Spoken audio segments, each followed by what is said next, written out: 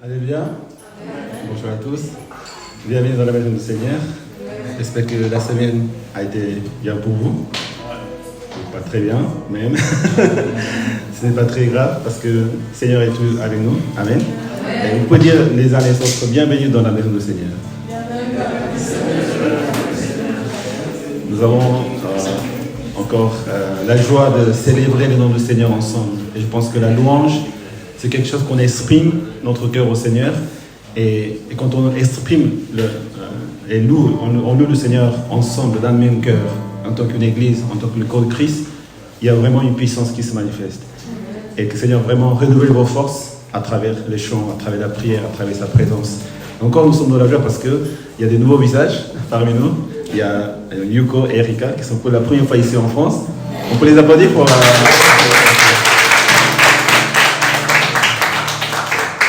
Vous allez avoir le temps pour connaître aussi, et on aura aussi le temps de les bénir à la fin du culte. Aussi, il y a mes parents qui sont présents aussi.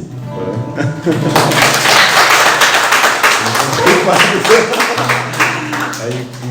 Mon père, il comprend un peu l'espagnol, mais pas le français. Mais voilà, nous sommes tous une famille dans Christ, et le Seigneur nous a bénis, même avant que nous soyons nés sur la terre. Dieu a planifié toutes ces choses pour nous, et vraiment que le Seigneur reçoit la gloire à travers nos présences. Amen. Je vous invite à vous lever pour chanter notre Seigneur et confesser que le Seigneur est notre Seigneur et notre roi, notre Père et notre berger.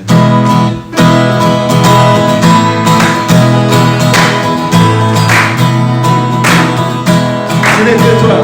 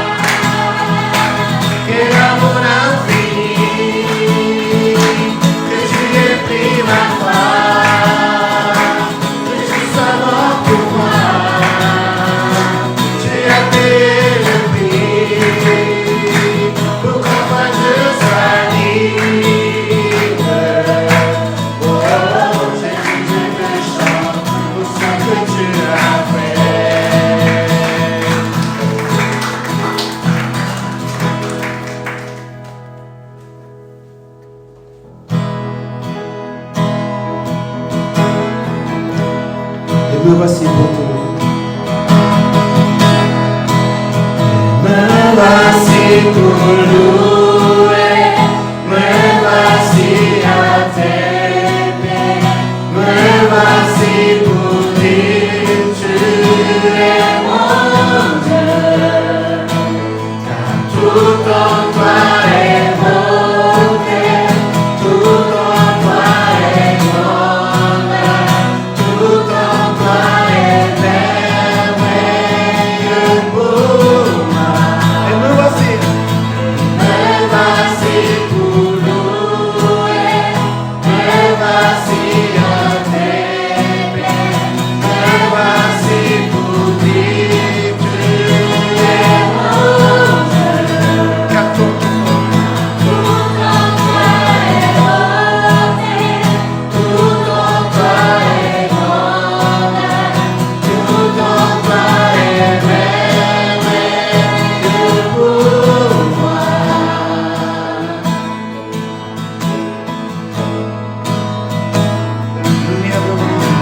Lumière du monde,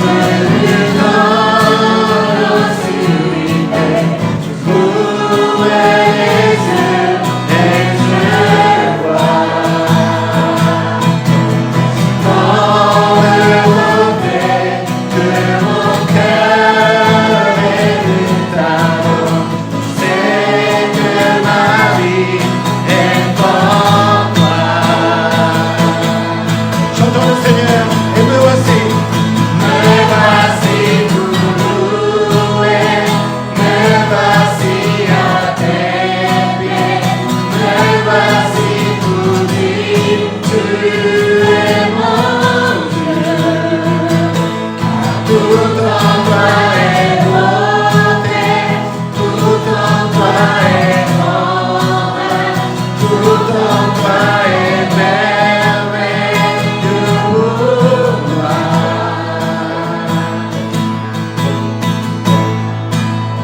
Toi éternel, élevé au-dessus de tout, toi resplendis dans les ciels. Tu es venu en venant sur cette terre, tout est donné par amour. Seigneur, merci pour ton amour. Me voici pour louer, me voici à tes pieds, me voici pour dire tu es mon Dieu, tout en toi est beauté, tout en toi est grandeur, tout en toi est merveilleux pour moi. Je ne pourrais imaginer, je ne pourrais imaginer le prix payé pour mon péché. Je ne pourrais imaginer le prix payé pour mon péché.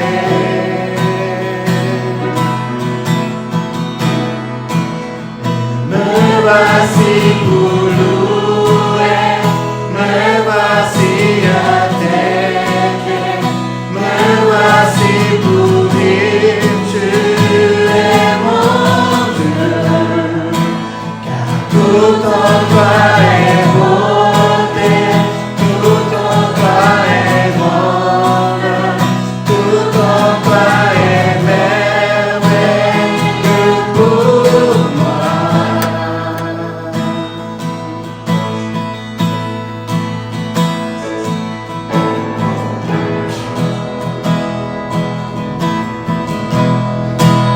Tu étais de la création. Tu étais là de la création. Puis tu vis le Très haut. mystère de ta gloire révélée. En toi, Christ, notre Seigneur, on se nomme si merveilleux, on se nomme si merveilleux, le nom de Jésus-Christ, mon roi. On se nomme si merveilleux, sa beauté sans pareil. On se nomme si merveilleux, le nom de Jésus.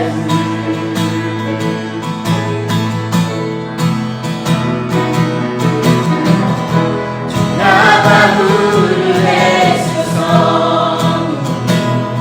Alors Jésus, tu es venu. Ton amour a vaincu le péché. Ton amour a vaincu mon péché. Rien ne peut nous séparer. On se nomme si glorieux. On se nomme si glorieux. Le nom de Jésus-Christ, mon roi. On se nomme si glorieux, sa beauté sans pareil. On se nomme si glorieux, le nom de Jésus.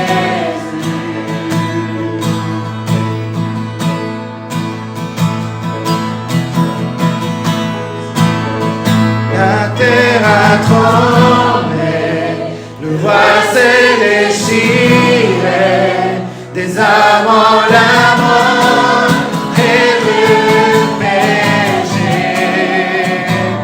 Le sang sur ta gloire, l'écho de ta victoire, car tu es le roi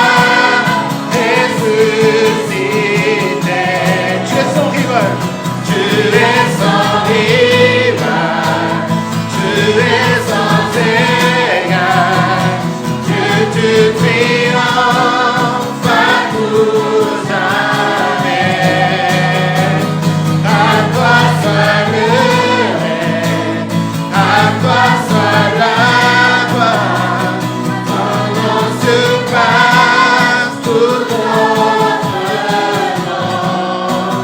On se nomme victorieux, on se nomme victorieux. Le nom de Jésus-Christ, mon roi. On se nomme victorieux, sa puissance est sans pareil. On se nomme victorieux, le nom de Jésus. On se nomme si victorieux, on se nomme victorieux, on se nomme victorieux. Le nom de Jésus-Christ, mon roi. On se nomme victorieux, sa puissance est sans pareil. On se nomme victorieux, le nom de Jésus. On se nomme si merveilleux, le nom de Jésus. On se nomme si glorieux, le nom de Jésus. Seigneur, merci pour la victoire que tu donnes dans nos vies, Seigneur. Et qu'à travers nous, Seigneur, tu voudrais recevoir la gloire à travers nos louanges, à travers nos vies, Seigneur. Seigneur, continue à recevoir la gloire et continue à donner, Seigneur, cette victoire dans ces maisons et dans chacun de nous dans nos vies, Seigneur. Nous allons prier ensemble, Seigneur, pour dire merci pour la victoire. Prions ensemble.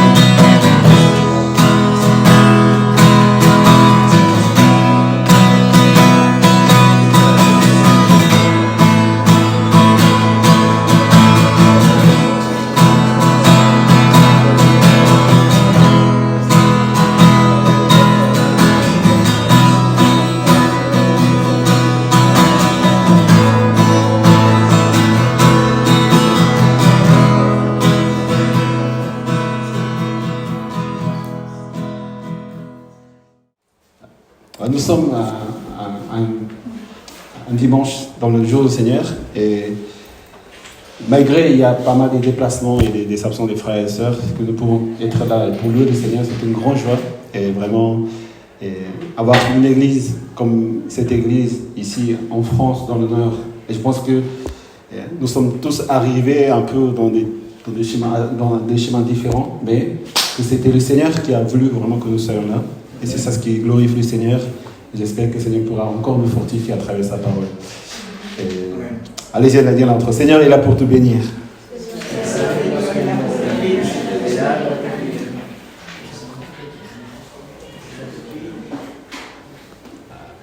Donc j'aimerais à solution, nous allons partager la parole de Dieu ce matin. Ça sera en Jean chapitre 21.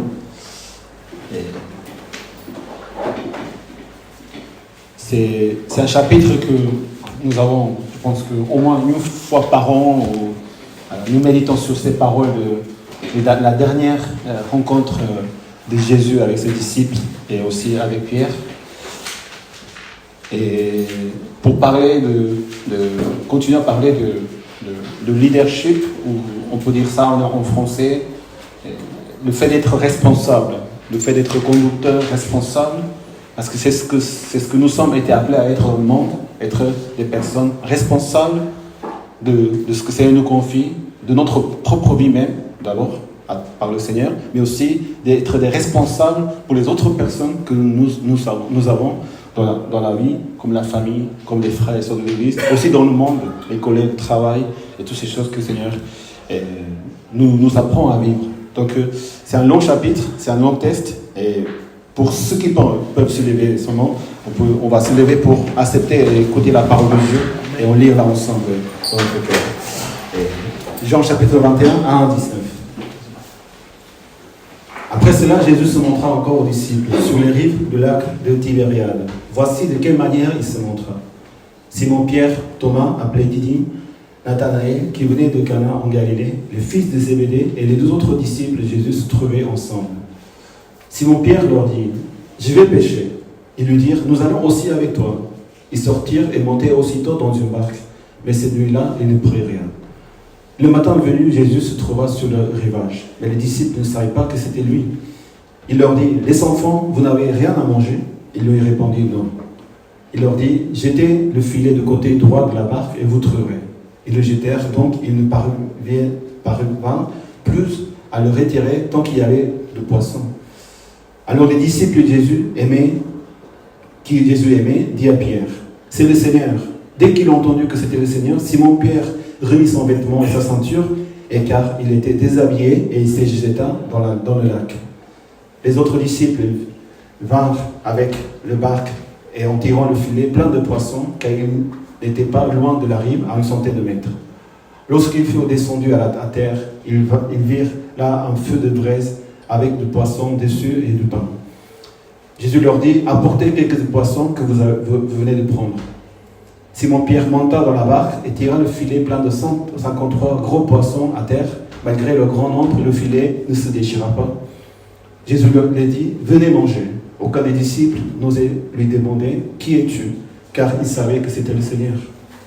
Jésus s'approcha, prit le pain et leur donna, et il fit de même avec le poisson. C'était déjà la 3e fois que Jésus se montrait à ses disciples depuis qu'il était ressuscité. Lorsqu'ils ont mangé, Jésus dit à Simon-Pierre, « Simon, fils de Jonas, m'aimes-tu plus que ceci ?» Il lui répondit, « Oui, Seigneur, tu sais que j'ai de l'amour pour toi. » Jésus lui dit, « Nourris mes agneaux. » Il lui dit une 2e fois, « Simon, fils de Jonas, m'aimes-tu » Pierre lui répondit, « Oui, Seigneur, tu sais que j'ai de l'amour pour toi. » Jésus lui dit, « Prends soin de mes brebis. » Il lui dit la 3e fois, « Simon, fils de Jonas, as-tu de l'amour pour moi ?» Pierre fut attristé de ce qu'il lui avait demandé la 3e fois, « As-tu de l'amour pour moi ?» Il lui répondit, « Seigneur, tu sais tout, tu sais que j'ai l'amour pour toi. » Jésus lui dit, « Nourris mes brebis. » En vérité, je te dis, quand tu étais plus jeune, tu mettais toi-même ta ceinture et tu allais là où tu voulais. Mais quand tu seras vieux, tu tendras les mains et c'est un autre qui attachera ta ceinture et te conduira où tu ne voudras pas. Il dit cela pour indiquer par quelle mort Pierre révélerait la gloire de Dieu. Puis il lui dit, suis-moi. Amen. Amen. Vous pouvez prendre place.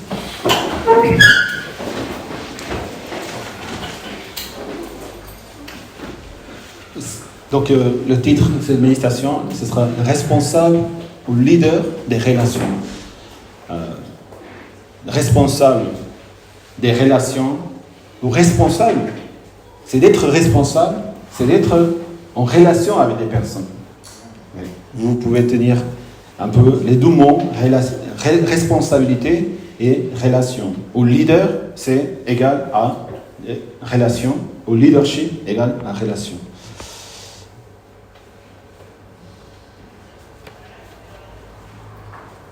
S'il y a quelque chose vraiment important dans la vie de l'homme, en tant qu'homme et femme, que nous vivons sur cette terre, nous vivons une vie en tant qu'être humain, ce qui est le plus important de tout, pour que la vie de l'homme soit une bonne vie, une vie heureuse, une vie normale, ce qui est le plus important, finalement, c'est la relation. Nous pouvons voir aussi dans la parole de Dieu. Ce n'est pas, vous ne vous inquiéterez pas de quoi vous allez habiller, de quoi vous allez manger. Ça veut dire en quoi vous allez travailler, en quoi vous allez habiter, où vous allez habiter, ce que vous allez boire. Mais cherchez d'abord son royaume et sa justice. C'est-à-dire que ces choses de boire, manger, de faire quelque chose en tant qu'homme et femme dans le monde, c'est quelque chose qu'on le fait, qu'on utilise comme un outil pour la vie. Mais ce n'est pas vraiment le plus important. Parce qu'il y a des priorités dans la vie. On ne peut pas tout faire. Même si on ne peut pas tout faire, il faut qu'on sache quelle est la priorité pour nous. Le royaume et sa justice. Et que ça veut dire vraiment finalement le royaume et sa justice. Et quand nous lisons toute la parole de Dieu et la volonté du Seigneur, depuis l'Ancien Testament jusqu'au Nouveau Testament et l'Apocalypse, nous pouvons voir que le Seigneur nous essaie de nous donner ce message que nous devons vivre pour servir les autres personnes. Servir Dieu, mais servir les autres personnes. Quand Dieu a créé Adam, dans Genèse chapitre 2, il a dit, il n'est pas bon que l'homme soit seul. Je lui ferai une aide qui soit son vis-à-vis. Dieu avait créé la terre, Dieu a créé toutes ces beautés, toutes ces étoiles, tout le ciel, l'univers entier, tout ce que vous voyez. Nous nous émerveillons de voir comment cette montagne, comment cette nature, comment ces choses Dieu a créées. Au-delà de nos imaginations, on voit sa puissance de ce qu'il avait créé. Mais il a créé en dernier l'homme, à sa ressemblance, à leur ressemblance, parce qu'ils étaient également trois en même temps, le Dieu trinitaire. Mais quand il a créé l'homme, pourquoi Dieu a créé l'homme déjà? C'est la question qu'on pose. Dieu a créé toutes les créatures. Et Dieu a créé toutes ces choses pour l'homme. Mais ce n'est pas parce que Dieu a voulu créer l'homme pour dire, j'ai créé. Comme les arbres, les étoiles, les galaxies, tout ce que nous ne pouvons pas imaginer, Dieu a créé. Mais quand Dieu a créé l'homme à sa ressemblance, c'est pour que Dieu et l'homme, ils aient une relation avec Dieu. Que nous cessions pour aimer Dieu, de recevoir l'amour de Dieu, recevoir les bénédictions de Dieu dans notre vie. Parce que Dieu nous a aimés. Dieu n'a pas voulu avoir des relations avec les arbres. Dieu n'a pas créé les étoiles pour recevoir quelque chose de leur part ou leur bénir de quelque part. Le seul être, la créature qui a une âme, c'est l'homme. Nous qui sommes. Dieu a mis son souffle et à sa ressemblance. C'est pour ça qu'on distingue de toutes ces autres créatures, l'homme est très très très précieux. Allez-y là, tu es très précieux. Ce n'est pas que les autres choses ne sont pas précieuses. La nature est précieuse, les animaux sont précieux, les étoiles sont précieux. Dieu a mis à charge l'homme pour qu'il prenne soin de ces choses parce qu'elles sont précieuses. Mais l'homme est différent. Parce que l'homme a été créé à la ressemblance de Dieu. Pour rentrer en relation avec Dieu. Pour parler avec Dieu. Nous parlons avec Dieu. Nous écoutons sa parole. Nous recevons son amour. Seigneur prend soin de nous. Il est vivant dans la vie de chacun de nous. Et aussi nous pouvons l'aimer. Nous pouvons le glorifier. Dieu a créé l'homme pour rentrer en relation. Mais Adam, il était tout seul. Les autres créatures, la nature, les animaux, ils étaient là. Mais ils n'étaient pas bien. Parce que l'homme avait besoin d'être avoir une relation avec un vis-à-vis à lui. Ce n'est pas simplement l'homme et femme. Ce n'est pas le sujet. Parce que l'homme a été créé en premier, la femme en 12e. Mais c'est pas qu'on doit penser à ça et donner comme quelque chose. Oui, l'homme et femme sont faits pour être unis au mariage, comme famille, pour devenir un seul. Oui, ça vient de Dieu. Mais avant de penser à la relation de homme et femme qui est vraiment saine, et ça doit être fait dans la parole de Dieu, dans la volonté du Seigneur. On ne vit pas avec, entre une femme et un homme, et sans penser au projet du Seigneur, sans penser à devenir un seul corps à travers le mariage qui vient du Seigneur, à travers les frères et sœurs, ces choses-là. Mais avant de penser à la relation de ces deux personnes, c'est d'abord parce qu'il avait besoin d'être en relation avec quelqu'un pour être bien dans sa vie. L'homme a besoin d'être en relation avec d'autres personnes. Ça, c'est indispensable. Et nous savons combien de joie ça peut amener les relations personnelles que nous avons avec les personnes, mais combien de difficultés aussi nous avons par rapport à ça. Qui n'a pas souffert avec des relations? Qui n'a pas été blessé par une personne? Ou qui n'a jamais blessé quelqu'un par nos paroles, par nos actes? Depuis le jour où Adam et Ève, ils ont désobéi et ils ont mangé le fruit que le Seigneur leur a dit de ne pas manger, quand le péché est rentré dans l'homme, les relations commencent à devenir très très difficiles. Le premier meurtre de Caïn, qui a tué son frère Abel par jalousie ou par d'autres pensées qu'il avait en lui, il y a déjà une attaque, il y a déjà un crime. Et ensuite, tout ce que nous vivons dans le monde, toutes ces guerres, toutes ces choses, catastrophes, toutes ces choses qu'on ne peut pas vraiment supporter, les gens qui font de mal aux autres. Pourquoi? Et pourquoi il se fait autant souffrir? Parce que pour l'homme, les relations est vitales et importantes. Et le péché, la pensée de l'homme fait que ces relations deviennent encore plus difficiles. Mais en tant qu'enfants de Dieu, nous devons savoir que les relations, c'est une bénédiction pour nous. Amen. Amen. Allez-y l'un d'entre eux. Je suis béni d'être avec toi.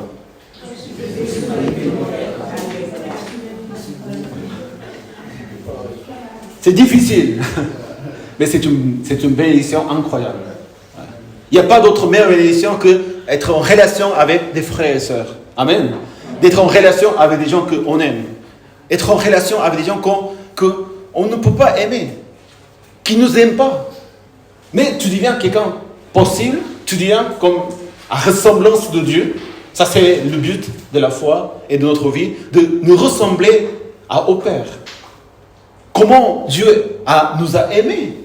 Comment Dieu nous a aimés. Nous qui nous étions tellement dans l'orgueil, tellement dans notre péché. Encore aujourd'hui, comme Jésus, il appelle ses disciples les enfants. Tellement des actes enfantins parfois. Tellement des choses incorrectes. Tellement des actes dépassés parfois qu'on fait chacun de nous dans notre vie. Seigneur nous aime de telle manière. Et Seigneur nous enseigne à vivre comme lui. De pouvoir être dans la relation avec des personnes. Et ça, on ne peut pas faire si on n'a pas vraiment l'amour de Dieu dans notre vie. Pour cela, nous devons recevoir son amour et nous devons vivre pour ces relations.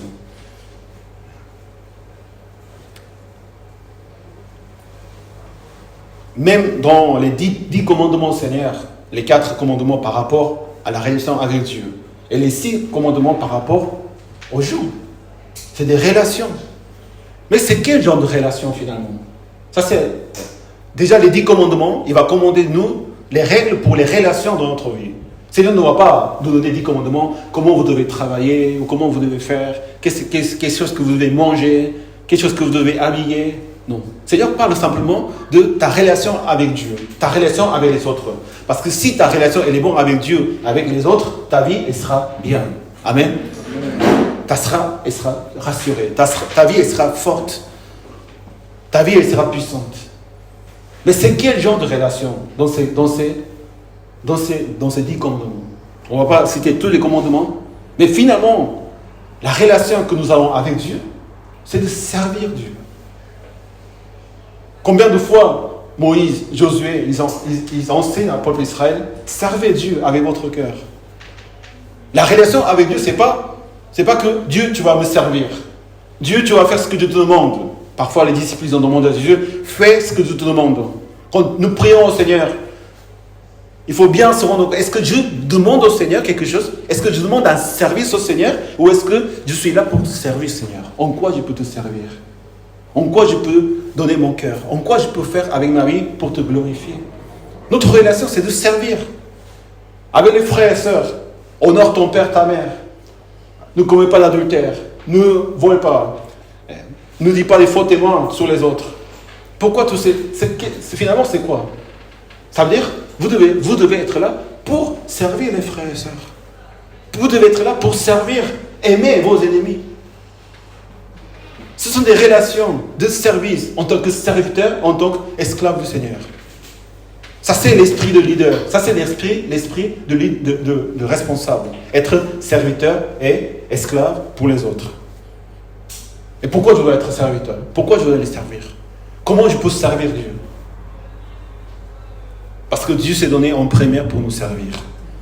Jésus dit à ses disciples, quelqu'un qui veut être le plus grand parmi vous, qui sera votre serviteur. Quelqu'un qui voudrait être premier parmi vous, qui soit votre esclave.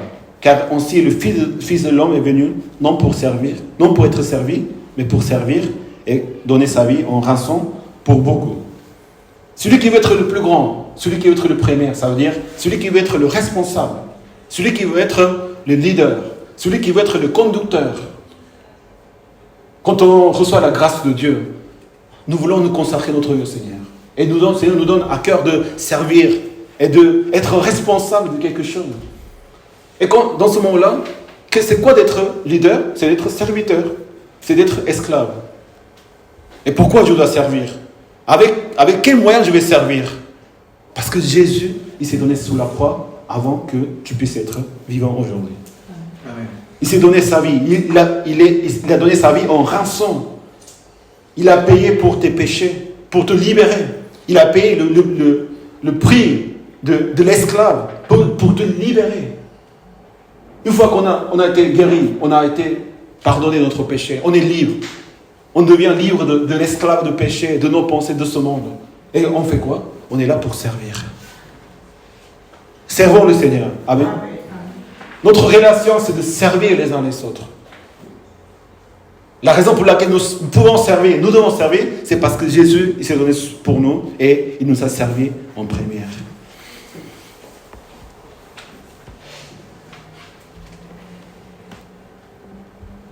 La relation, c'est quelque chose de très très difficile.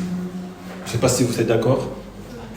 Mais le Seigneur nous enseigne à comment être des responsables. Comment être responsable dans les relations. Puisque même dans ma famille, ma mère, mon père, ma soeur et mon beau-frère, il y a toutes les personnes, même si on est le même sang, le même prénom, le même nom de famille, on est différents. Même si on a vécu, c'est vrai qu'on a vécu très longtemps séparément, mais on est très très différents. On est la famille, on est peut-être les êtres plus proches sur la vie parce qu'on est la famille. Mais de tout de même, on est différents. Pourquoi la relation est difficile? Parce qu'on est différents. Et nous allons rencontrer toujours des personnes qui sont différentes dans nous. Comment faire? Déclarer la guerre, le conflit. Toujours, elle sera en conflit, crise, relation, toutes ces choses-là. Mais si on a dans notre cœur, c'est une mission pour nous en tant que chrétiens, en tant qu'un responsable. Parce que Dieu nous appelle à être des responsables. En quoi? Dans vos relations. À travers toi, les relations doivent se rétablir. Dans la famille, dans l'église, dans le monde. Nous sommes la lumière dans les ténèbres. C'est quoi? C'est de prier, prêcher, louer, témoigner. Ça fait partie de notre témoignage. Mais notre vrai témoignage, c'est que nous sommes des personnes capables de gérer les relations avec les personnes. Nous allons voir dans la parole de Dieu comment Jésus, il focalise sur les relations avant toute autre chose. Avant toute autre chose, Seigneur, ce que voudrait faire avec ses disciples, c'est donner les relations avec les uns les autres. Surtout la responsabilité ou le leadership dans l'église même, ou dans la famille. C'est pas un titre. Ouais, je suis le pasteur, ou je suis l'ancien, je suis le responsable, je suis le conducteur. Et ce n'est pas un titre. Ce n'est pas non plus une position. Comment on peut savoir qu'une personne est responsable? Ou comment on peut savoir que la personne est un leader, en quelque sorte? À travers, quand lui, il est là, les personnes se réunissent alentour de lui. Les personnes, ils sont toujours entourés des personnes. Comment ça arrive? Je ne sais pas comment ça arrive. Mais c'est pas parce que on est dans un groupe et bon, je suis responsable de quelque chose. Fais ceci, fais cela. On va tous faire. Mais le vrai leadership et la responsabilité, que tu es un vrai responsable, ça se démontre par ta vie, par ton action, par ta parole. Les gens, ils veulent écouter ta parole. Les gens, ils viennent écouter ta parole. Ils viennent demander tes conseils. Ils viennent à toi. Ils se collent à toi. Ils viennent à toi. Et ils suivent ta vie. Ce n'est pas comme dans le monde où les grands tiennent le pouvoir avec leurs chefs, les chefs des nations qui tiennent le pouvoir parce qu'ils ont une position et ils ont une condition pour le faire. Le vrai leadership, c'est pas parce qu'on ne suit pas la personne parce qu'on est quelqu'un nommé, mais c'est parce que tu as un cœur de responsable. Et comment avoir ces relations? Comment avoir ces responsabilités? Comment devenir responsable? Quand les relations sont difficiles, comment faire? Avant de rentrer dans la parole de Dieu, comment faire que les relations ils aillent bien? S'il y a une personne dans ces relations qui va se sacrifier pour l'autre, la relation, ça peut marcher. Si tu penses, pour moi, si on est conscient que la relation est importante et nous sommes appelés à être des réconciliateurs, des gens qui sont là pour établir des relations, tu vas te sacrifier.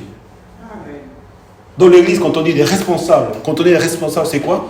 On est là pour se sacrifier pour les autres. Être serviteur, esclave, c'est ça. Mais pour nous aider à comprendre, les esclaves, ils servent leur maître. Ils servent. Les serviteurs, ils servent leur maître. S'ils ne sont pas des esclaves, ces serviteurs, ils sont en train de sacrifier. Pourquoi ils font ça? Parce qu'ils se sacrifient. Mais si ils sont serviteurs, c'est tout à fait normal. Être disciple du Seigneur, c'est être serviteur. Être esclave, de servir les autres, c'est pas un sacrifice. Mais si on est serviteur, on le fait, il n'y a pas de sacrifice. Mais si on n'est pas si on ne reçoit pas cet appel, et on n'est pas en conscience qu'être chrétien, être disciple de Christ, c'est de servir, être esclave, on a du mal à servir. Parfois, on oublie qu'on est là pour servir le Seigneur. Mais, quand on sert les autres, il y a des sacrifices. Quand tu fais des sacrifices pour que les relations s'établissent, et tu es prêt à te sacrifier pour que les relations ils aillent bien dans ta vie avec les uns et les autres, ça va aller. Mais s'il n'y a pas d'esprit sacrifice, pourquoi on fait ça? Pourquoi on fait ci? Et comme on va toujours continuer à chercher les raisons, pourquoi? Même si, parce que souvent, ce n'est pas que de ta faute. Il y a souvent les fautes des autres. Non pas pour juger, mais ça peut venir de tous les côtés. Qui a la faute? Ce n'est pas l'importance. Mais il faut que quelqu'un qui dise, non, il faut que la relation ne se casse pas, ne se brise pas. Et c'est qui ces personnes? C'est ce que nous sommes. A été appelés en tant qu'enfants de Dieu, en tant que disciples de Christ. Il ne faut pas regarder les autres. C'est toi. C'est nous. Parce que nous sommes chrétiens. Nous sommes les enfants de Dieu. Dieu ce qu'il a voulu faire en voyant Jésus, nous réconcilier avec le Père. Donc nous aussi nous avons la même mission de vie, c'est de réconcilier les relations avec le Seigneur. Mais pour le faire, il faut être en relation, de vraies relations et de bonnes relations et de relations saintes avec les uns les autres.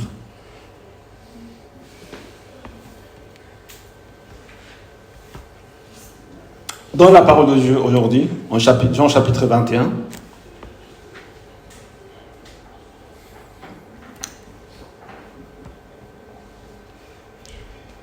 Jésus, il va se montrer aux disciples. Vous savez que dans cette histoire, c'est la 3e fois que Jésus se montre aux disciples. Donc 1 fois, 2 fois, à 2 disciples dans la table, il s'est montré. Thomas, il a touché la main de Jésus pour voir si c'était vraiment lui.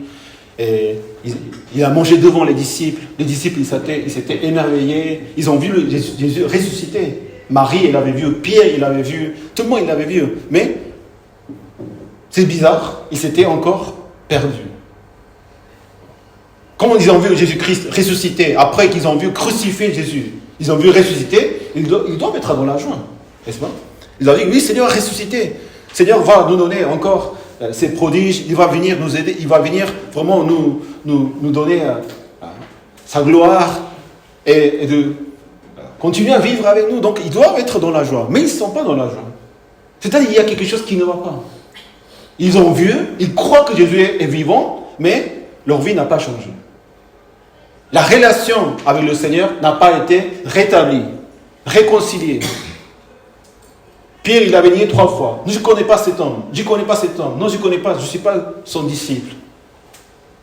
Les disciples, ils se sont tous cachés. Quand le Seigneur, il était sur la croix.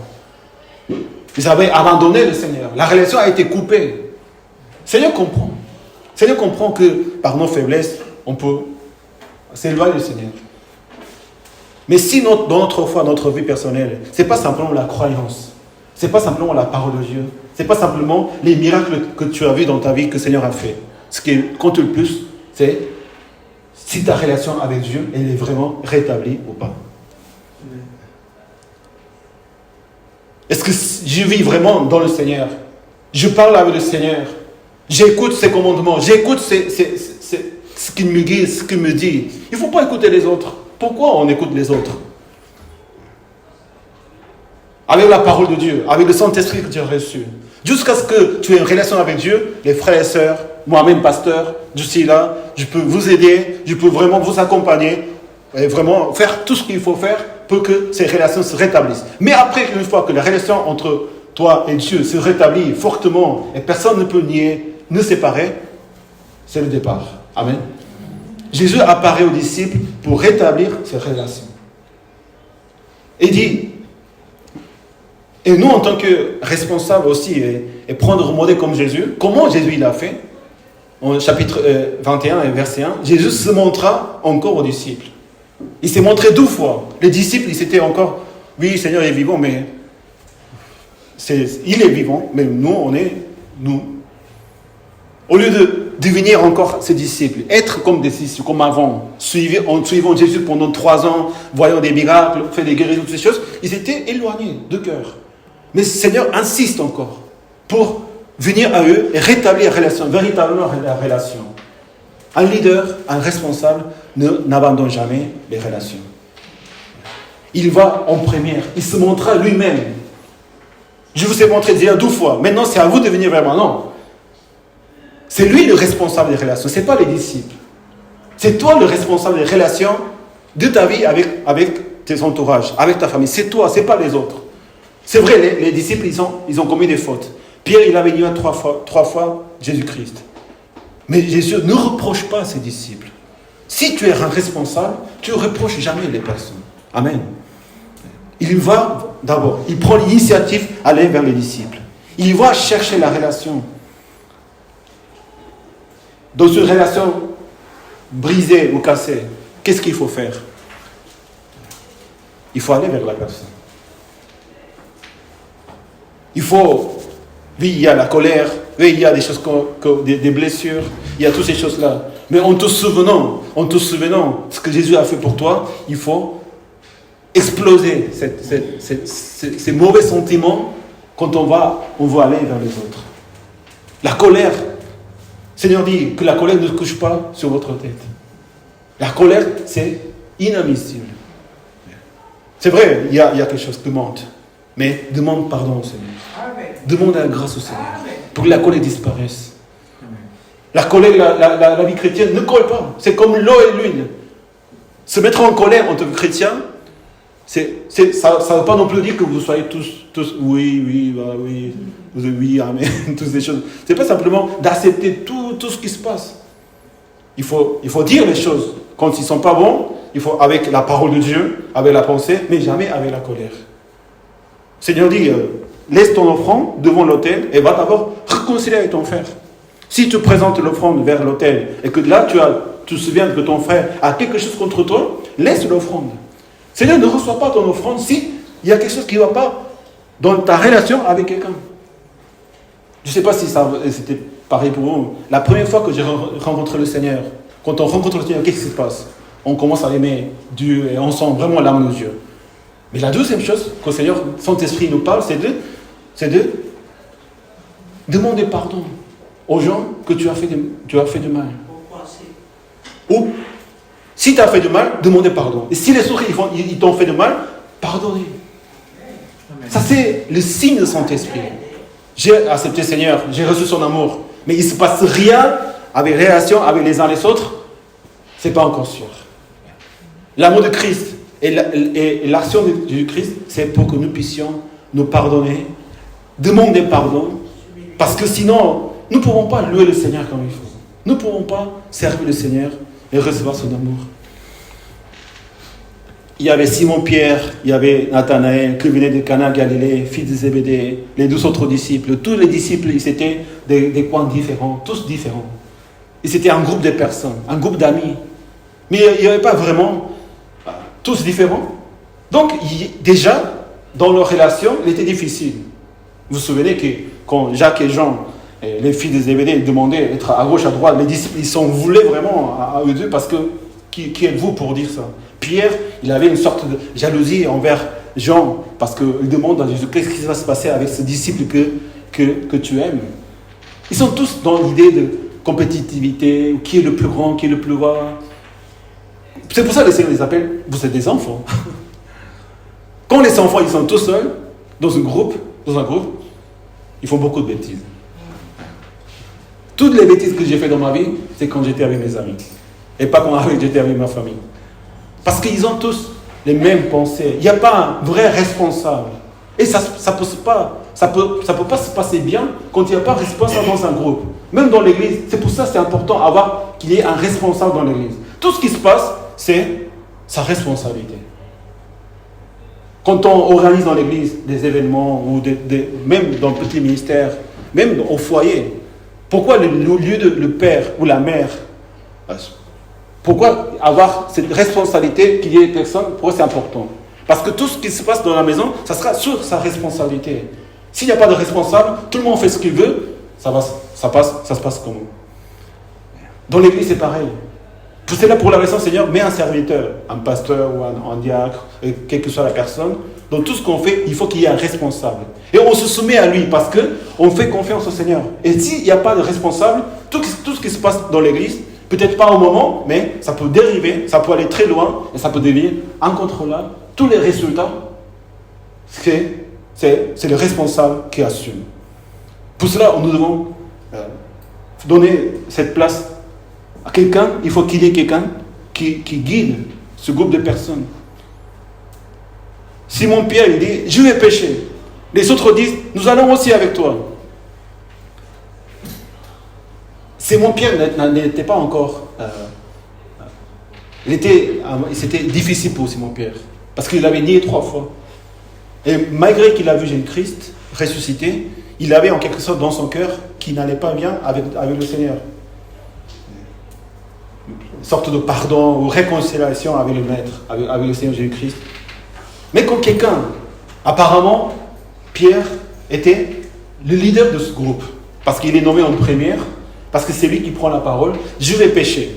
Et comment ça se passe? Quand il dit je vais pécher. Au lieu de dire, oui, Jésus a ressuscité. Jésus est avec nous. Marchons avec Jésus. Faisons ce que Jésus nous a enseigné à faire. Il dit, je vais pécher. Je vais retourner à ma vie. Ou je vais faire ce que j'ai envie de faire. Je vais faire ce que je veux. Les autres écoutent et le suivent. Ta parole, ce qui sort de ta bouche, elle a de l'impact sur les autres personnes. Toujours. Dans la société même, dans la famille même. Quand nous sommes avec les enfants, quand nous sommes avec les frères et sœurs. Toujours notre parole qui sort, parce que, en tant qu'enfants de Dieu, nous avons tous ce rôle de leader responsable. Donc, toutes les choses qu'on dit, il y a l'impact sur les personnes. Les autres disciples disent, nous allons aussi avec toi. Parce qu'ils sont aussi, ils n'ont pas vraiment clair ce qu'ils doivent faire ou ce qu'ils sont dans le Seigneur. Mais au lieu de dire, nous allons avec toi, Simon-Pierre, tu es le disciple qui a aimé le plus le Seigneur, n'est-ce pas? Pourquoi tu dis cela? Il n'y a personne qui dit le contraire. Ou simplement ne pas écouter. Quand vous écoutez des paroles qui sortent des bouches d'un chrétien ou d'un pasteur ou de quelqu'un qui vous aimait, mais que sa parole n'est pas vraiment la volonté de Dieu, il ne faut pas suivre. Mais souvent, c'est le cas. Tout le monde suit le leader sans y penser, sans y trop réfléchir, alors que c'était ce qu'il voulait faire. Si mon père dit, je vais pécher, tout le monde le suit. Faisons attention à ce que nous disons. Amen. Faisons attention à ce qui sort de notre bouche. Parce que ta parole, elle est puissante. Parce que ta parole, elle a de l'influence sur les autres. Quand on est en famille avec les enfants, c'est vrai. Nos paroles, ils ont vraiment le poids et ça sème quelque chose dans le cœur et dans la pensée des gens. On parle comme on veut, on fait comme on veut. Selon ma pensée, ce que j'ai envie de faire. Un chrétien ne pense jamais comme ça. Oui, ce que j'ai envie de faire, c'est ma vie, c'est mon choix. Un chrétien pense d'abord aux autres. Ce que je dois faire, ça doit servir pour les autres, ça doit aider les autres. Je suis là pour servir et non pas faire ce que j'ai envie de faire. Ils vont aller pécher, ils ne pêchent rien. Alors qu'ils sont des pécheurs, ils savent comment pécher, mais ils ne pêchent rien. Et le Seigneur, il est là pour voir. Quand nous marchons selon notre volonté, notre pensée même, il y a quelque chose qui ne va pas. Mais au lieu d'écouter la parole de Dieu, nous agissons et nous prenons des décisions nous-mêmes. Il ne se passe pas très bien les choses. C'est à ce moment-là qu'il faut réfléchir. Qu'est-ce que je suis en train de faire? Je vais pécher. Est-ce que c'est la volonté du Seigneur? Quand les choses ne vont pas bien, c'est une grâce. Quand les choses ne vont pas comme tu voudrais que ça passe, c'est une grâce. Il faut retourner le dos vers le Seigneur et demander au Seigneur, Seigneur, qu'est-ce que ta volonté pour moi? Les enfants, vous n'avez rien à manger. Le Seigneur les appelle les enfants parce qu'ils sont perdus, parce qu'il n'y a personne pour les guider. Et le Seigneur se préoccupe des enfants, de ses disciples. Est-ce que vous avez mangé, ça veut dire? Est-ce que vous avez quelque chose à manger pour vous? Ils sont affamés. Toute la nuit, ils ont péché, ils n'ont rien eu. Avec le froid, ils sont fatigués. Est-ce que vous n'avez rien à manger?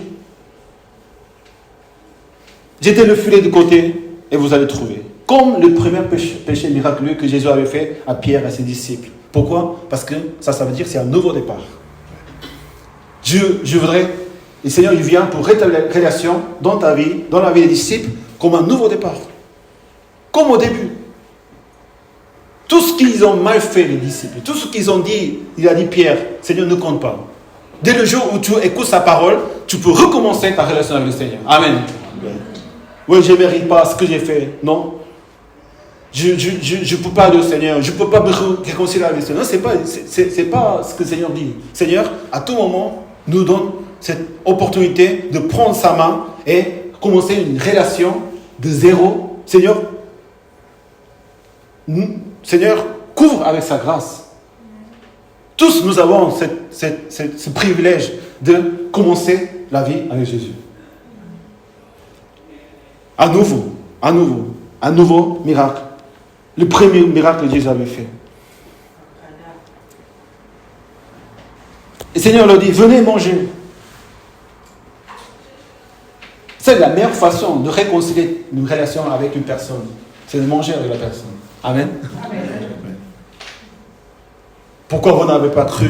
Pourquoi tu m'as trahi? Pourquoi vous êtes ici? Au lieu de prier dans ma maison, au lieu d'aller dans ma famille, pourquoi vous êtes dans la pêche? Seigneur, ne dis pas ça. Il ne faut pas aller. Pourquoi on demande à la personne? Pourquoi tu as dit ça? Pourquoi tu as fait ça? Pour qu'il se corrige? Ouais, c'est peut-être.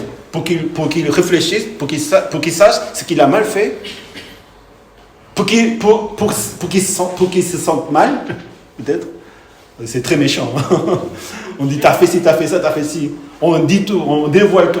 Seigneur, ne fais jamais ça dans ta vie. Tout ce que tu as mal fait dans ta vie, Seigneur, C'est pas que le Seigneur n'oublie pas, mais le Seigneur couvre avec sa grâce, avec son amour. Dans la relation, c'est comme ça. On ne cherche pas qui a eu faute, qui a fait ça, qui a fait ci. Pourquoi tu m'as blessé, pourquoi tu as dit ça. Non. On est conscient qu'on est des responsables. Donc, je veux dire, on va manger ensemble. Je t'invite à... Est-ce que tu vas manger? Ça, c'est la première question. C'est pas qu'est-ce que vous faites ici? Pourquoi vous n'avez pas cru? Mais c'est vrai, ils n'honorent pas les disciples. Ils disent, les enfants, est-ce que vous avez mangé? Mais Seigneur ne reproche jamais dans les relations. Dans les relations, on ne reproche jamais l'autre personne. Amen. Vous avez de quoi reprocher. Mais on ne reproche pas. Parce que si vous reprochez, vous n'êtes pas des responsables. Vous êtes les mêmes. On est les mêmes. Et ça finit, quand ça trophie, ça finit vraiment, ça casse tout. C'est la guerre. Des responsables, on est différents. Tu dois te sacrifier. Tu dis, je me sacrifie, mes sentiments, mes émotions, tout ce que j'ai fait, je me sacrifie, je vais, comme esclave, vers l'autre, demander, est-ce que vous avez mangé? Non, il ne faut pas demander pardon, si tu n'as pas rien fait de mal. Si la personne va continuer. Mais tu dis, est-ce que tu as mangé? Venez manger. Et il lui donne le pain, et le poisson. Et tous les disciples, aucun disciple n'osait lui dire, qui es-tu? Car ils savaient que c'était le Seigneur. Ils savent que c'est le Seigneur. Ils savent que le Seigneur c'est tout. Il a ressuscité Lazare. Il a guéri les malades. Il a fait calmer la tempête. Qu'est-ce que le Seigneur ne peut pas savoir de ta vie? Mais le Seigneur, il montre un modèle d'exemple d'être responsable. Tout le monde sait. Tout le monde, on est des êtres humains. On a une conscience, on a une morale, on a des êtres qu'on sait, qu'on réfléchisse. On n'est pas des machines, on n'est pas des animaux. On est quelque chose de profond dans notre cœur. On sait ce qu'on a mal fait. On sait ce que j'ai mal fait. Je sais ce que j'ai mal fait. Mais c'est le fait, c'est tombé, c'est versé. Le but c'est passé. Pourquoi crier, pleurer et s'énerver pour ces choses-là? C'est versé. Qu'est-ce qu'on va faire? Tout est fini? Non. On ramasse. On verse encore. On verse encore. On rétablit les relations. On oublie ce qui a été dit, ce qui a été fait. Jésus mangeait. Les disciples n'osent pas dire, Seigneur, nous ne rien. Et là, ils comprennent, c'est le Seigneur qui les aime autant. Il y a Pierre. Pierre, c'était encore très très particulier. Parce que Pierre, il était quelqu'un qui aimait le Seigneur ardemment. Il se jette dans l'eau. Il dit, là, ramasse tout. Mais Pierre avait besoin de plus d'amour que les autres. Donc, le Seigneur demande, est-ce que, fils de Jonas, Simon, fils de Jonas, est-ce que tu m'aimes? J'ai de l'amour pour toi. J'ai de l'amour pour toi. La troisième fois qu'il demande, Pierre, il est triste. Parce qu'il sait. Il demande 3 fois parce qu'il a nuit 3 fois. Les 2 premières fois, il se disait, ouais, il me demande. Je réponds. Et quand il a demandé 3e fois, le Seigneur sait que je l'ai trahi 3 fois. Il est triste. Il a trahi. Et il le sait même, maintenant. Au lieu de reprocher. Et c'est vrai, après ce que le Seigneur lui dit, nourris mes brebis. Prends soin de mes brebis. Et nourris mes brebis. C'est ce que tu as été appelé à faire.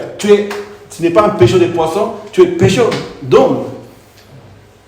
Mais pour que Pierre vive comme disciple de Christ, ce que le Seigneur veut d'abord, c'est que rétablir la relation avec Pierre.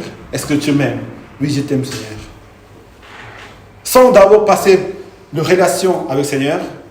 Si ta relation n'est pas bonne avec le Seigneur, avec les frères et sœurs, il ne faut pas mettre en action, on ne peut pas servir Dieu, on ne peut pas offrir à Dieu nos offrandes, on ne peut pas servir notre vie, consacrer notre vie au Seigneur si ma relation avec Dieu n'est pas bonne et si ma relation avec les frères et sœurs n'est pas bonne. D'abord, il faut trouver la bonne relation. Amen. C'est tout ce qui compte. Tout ce qui compte, c'est le Seigneur ne regarde pas ce que vous avez fait, ce que vous allez faire. Vous allez annoncer l'évangile, faire des disciples, non. Avant de donner cette mission d'ordre missionnel pour tous les chrétiens, d'abord, il a rétabli la relation. Et si ta relation est bonne avec le Seigneur, la mission, elle se fera. Tu seras un grand disciple du Seigneur. Qui va faire des disciples? Parce que ta relation elle est bonne avec le Seigneur et ta relation avec les autres, elle sera bonne. Amen. Prendre soin des brebis, nourrir les brebis, ce n'est pas quelque chose de facile. Ça demande beaucoup de sacrifice. Prendre soin des brebis, il faut donner à manger, Il faut nourrir les brebis. C'est-à-dire, non seulement de la nourriture physique, mais aussi de la nourriture spirituelle. Dans l'église et dans ta famille, tu es un chrétien, tu es le responsable. Tu dois les nourrir physiquement, mais aussi spirituellement. Ça demande beaucoup de sacrifices.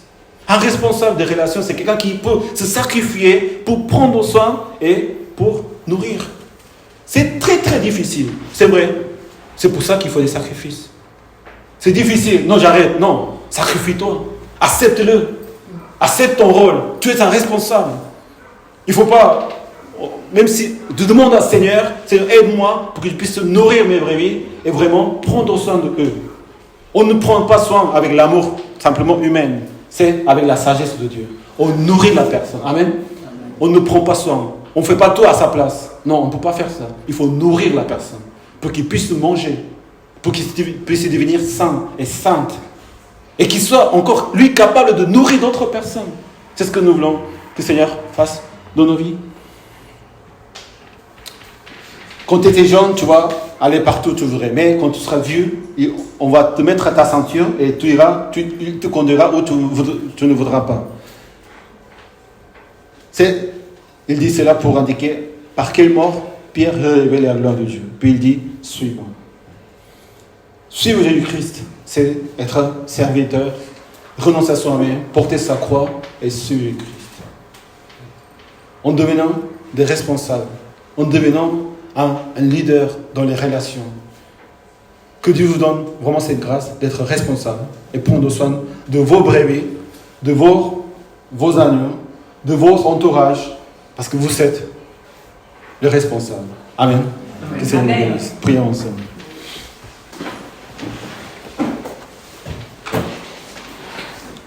Le Seigneur, il est bon berger qui dit, je suis le bon berger. Le bon berger donne sa vie pour ses brebis. Ça, c'est l'esprit de responsable. Celui qui est capable de donner sa vie.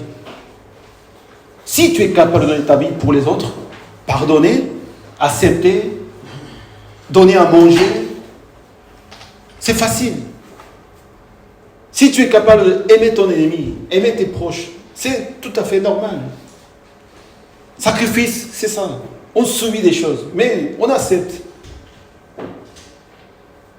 Parce que tout ce que le Seigneur a accepté à cause de nos fautes, à cause de nos péchés, ça a été déjà effacé. Donc c'est cette force, c'est cette foi que le Seigneur nous donne à rétablir des relations avec les uns les autres. Soyons des responsables des relations. En tant qu'enfants de Dieu, être ensemble dans la maison du Seigneur, ce n'est pas une option. Je crois au Seigneur, mais j'aime pas trop être avec les autres. Ou je ne peux pas vraiment me responsabiliser des autres. Ce n'est pas vraiment la volonté de Dieu. La volonté de Dieu, c'est qu'on prend soin des autres, on nourrit les autres, on prend soin des autres. Avec les sacrifices qu'ils vont, il faut se consacrer au Seigneur. Il faut consacrer sa vie pour pouvoir servir les autres comme il faut, comme le Seigneur nous a servi. Nous allons prier ensemble au Seigneur. Seigneur, merci de m'avoir servi. Merci de m'avoir donné une vie, Seigneur. Vous savez, cette notion de servir, cette notion des relations, elle n'existe pas ailleurs. C'est vrai, dans le monde aussi, il y a des gens qui sont très très aimables, très gentils, et qui sont bons dans les relations, ils sont des leaders. Mais nous ne servons pas, nous ne sommes pas dans une relation avec les autres pour nous-mêmes, pour notre honneur, pour quelque autre valeur, mais pour la gloire de Dieu. Notre vie a commencé, nous sommes nés, nous avons été sauvés. Mais ce qui est important, c'est comment tu vas mourir. Comme dit le Seigneur à Pierre, à travers ta mort, tu relèveras la gloire de Dieu. C'est à nous de décider, Seigneur, maintenant, je vais partir à nouveau avec toi. Une nouvelle relation. Je vais vraiment commencer une nouvelle relation avec toi. Je vais tout effacer, Seigneur, tout ce qui s'est passé avant, toutes les fautes, même toutes les bonnes choses que j'ai fait dans le Seigneur. Non, je voudrais commencer avec toi. Ce matin, ce qui voudrait commencer une relation avec le Seigneur, un nouveau départ, pour le servir et vraiment pour le glorifier, jusqu'à ce dernier jour que nous allons partir à notre mort. Vous pouvez confesser, Seigneur, Seigneur, je voudrais vraiment commencer cette nouvelle vie avec toi.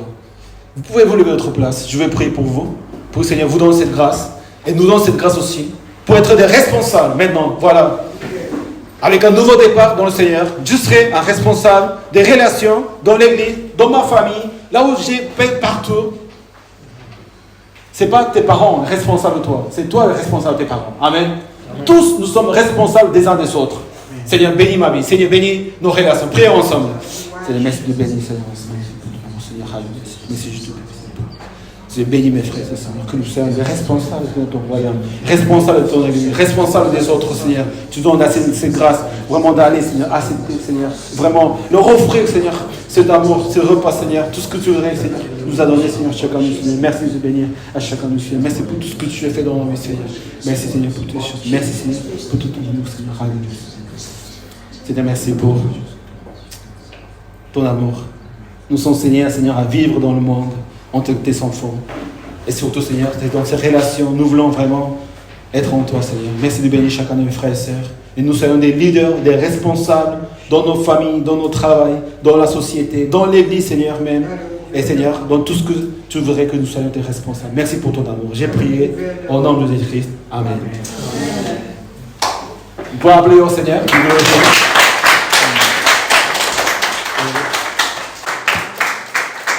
Nous allons finir par le chant de Qui brise le pouvoir et on va glorifier le Seigneur pour finir notre culte. Qui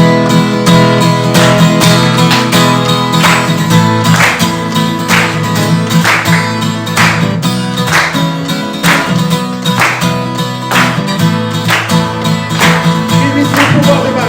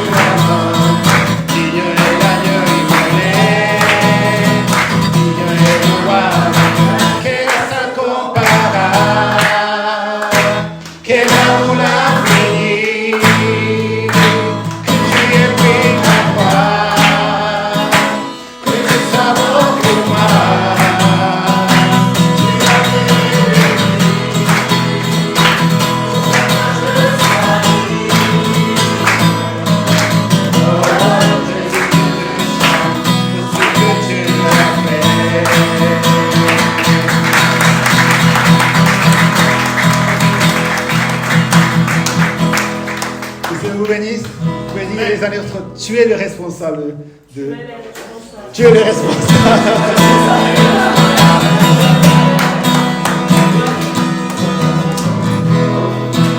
que vous pouvez dire bon dimanche.